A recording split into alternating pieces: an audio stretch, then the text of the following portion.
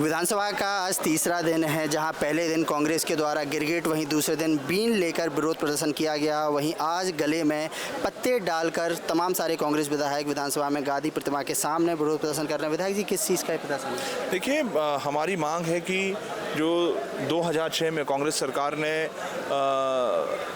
जो वन अधिकार के कानून हमने लागू करने का काम किया था, उसका पालन ये सरकार नहीं कर रही है।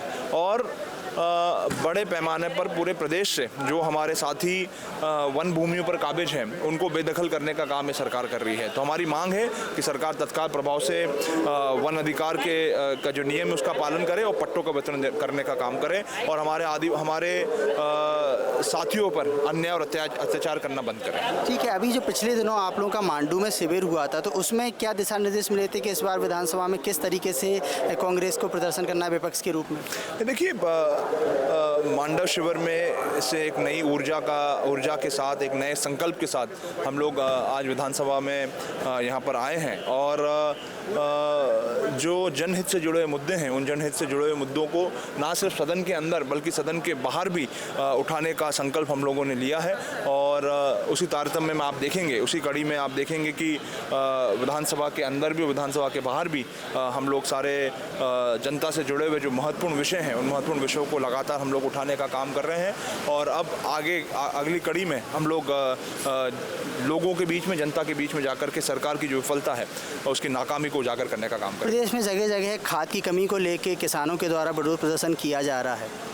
देखिए, बड़ा दुर्भाग्य की बात है कि जिस सरकार को, जिस पार्टी को 22 साल का लंबा अवसर जो है प्रदेश की जनता देती है, लेकिन इस 22 सालों में एक भी वर्ष ऐसा नहीं गया होगा जहां पर, चाहे वो खरीफ की बात हो, चाहे वो रबी के सीजन की बात हो, उसके बावजूद भी सरकार कोई ठोस व्यवस्था जो है खाद वितरण को लेकर के, खाद की उपलब्धता को लेकर के कोई ठोस व्यवस्था जो है स्थापित नहीं कर पाई है। तो ये चिंता का विषय है और ये कहीं ना कहीं सरकार की किसानों के प्रति जो रूखा रवैया है, वो रूखा रवैया को दर्शाता है, उनकी गंभीरता को दर्शाता है। आज अनुपूरक बजट आने वाला है, विपक्ष की क्या भूमिका रहेगी? देखिए, सरकार लगातार बजट पारित करने का काम करती है, बड़े बड़े दावे वादे करने का काम करती है। हमने 4 लाख का जो है ऐतिहासिक बजट हमने पारित करने का काम किया है, लेकिन वो बजट जिनके लिए पारित किया जा रहा है, जो प्रदेश की जनता है, क्या उस प्रदेश की जनता को इस बजट का लाभ मिल रहा है? लगातार पूरा जो बजट है वो घोटालों की भेंट चल रहा है। अभी पिछले दिनों सिवनी में एक घोटाला होता है जहां पर एक मृत व्यक्ति के नाम पे, सर्पदंश के नाम से जो है 11 करोड़ रुपए से अधिक की राशि जो है हड़पने का काम किया जाता है। बड़े बड़े आयोजन जो है जनता के पैसे से इन बजट के माध्यम से किया जाता है।